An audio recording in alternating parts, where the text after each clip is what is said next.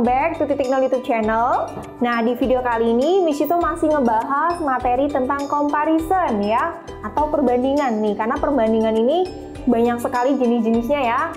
Maka dari itu Miss Yuto bikin satu-satu gitu. Nah, di video kali ini giliran kita ngebahas tentang comparison yang jenisnya logical dan illogical. Masuk akal dan tidak masuk akal. Maksudnya gimana? Nah, oke. Sebelum ke materi, Miss Yuto mau nge-compare nih ya. Miss Yuto punya dua contoh. Mari kita compare mana yang termasuk comparison biasa atau yang berjenis komparatif, dan yang satunya berjenis logical and illogical gitu. Nah, mari kita lihat ya. Contoh yang pertama, aku lebih tinggi daripada kamu. Aku lebih tinggi daripada kamu. Yang dibandingkan antara aku dan kamu. Berarti di sini setara nih ya. Untuk melihat setaranya bagaimana? Kita lihat setelah conjunction daripada. Setelah daripada itu ada kamu, yaitu subjek yang dibandingkan dengan aku. Kamu dan aku, posisinya sama-sama pelaku ya, sama-sama subjek gitu. Maka ini disebut logic alias masuk akal. Karena dia masuk akal, maka yang pertama ini kita kategorikan ke dalam bentuk comparison yang maknanya komparatif alias lebih titik-titik daripada titik-titik. Nah, sedangkan kita lihat contoh yang kedua. Uang di dompetku lebih banyak daripada kamu. Nah, again, untuk melihat setara atau tidaknya, atau logical atau illogicalnya, kita lihat setelah kata daripada. Di sini setelah daripada ada kamu, ya, subjek yang dibandingkan. Tapi kita lihat subjek di awal, ternyata yang dibandingkan adalah uang. Uang sama kamu ini dia tidak setara. Maka ini masuk ke dalam kategori logical and illogical comparison. Bisa dipahami? Oke ya. Jadi yang kedua ini masuk ke dalam bentuk logical and illogical gitu. Kenapa? Karena yang dibandingkan maksudnya adalah uang, tapi setelah kata daripada yang jatuh setelahnya berupa kamu. Jadi tidak nyambung gitu ya. Tapi tetap walaupun dari segi bahasa Indonesia itu kurang nyambung gitu ya. Dari segi pola bahasa Indonesia yang tidak nyambung versi menurut bahasa Inggris gitu ya. Tapi kita dalam mentranslate harus tetap seimbang atau harus tetap nyambung gitu sesuai dengan kaidah gramatikal. Nah, maka muncullah kata those atau that. Those ini kita gantikan untuk sebagai benda yang plural, dan that untuk menggantikan benda yang singular atau tunggal, cuma satu gitu ya. Nah, untuk menentukan those atau that dilihat dari subjek pertamanya. Kalau subjek pertamanya tunggal, maka kita pakai that.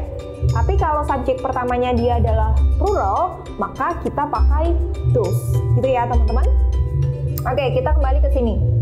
Warna motornya Rizal lebih cerah daripada motornya Robin. Nah, kita lihat untuk melihat ini ya, untuk melihat dia logik atau tidak setelah pada kata daripada. Setelah daripada ketemu motornya Robin. Sedangkan kalau kita lihat di subjek utamanya adalah warna motor. Jadi sebenarnya mana nih yang mau kita bandingin gitu ya.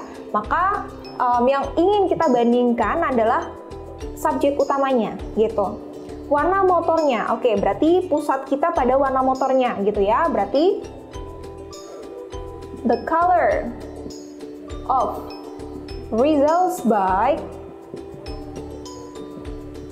Nah, kita pakainya is, kenapa? Karena the color-nya cuma satu ya. Lebih cerah. Cerah itu bright. Bright itu cuma satu syllable, maka kita tambahkan er. Berarti the color of Rizal's bike is brighter. Nah, daripada then, setelah then jangan langsung motornya Robin. Karena apa? Karena dia tidak setara ya. Maka kita ganti pakai that atau those. Karena colornya ini tunggal, maka kita ganti menjadi that. Oke. Then that. Gitu ya. Kalau kita mau tambahkan of Robin juga boleh. Gitu. Kalau nggak dikasih juga nggak masalah. Cukup sampai that aja. Gitu ya. Oke. Next, kursi-kursi di rumahku lebih banyak daripada rumahmu. Yang akan kita bandingkan adalah kursi-kursi, gitu ya, bukan rumahmu.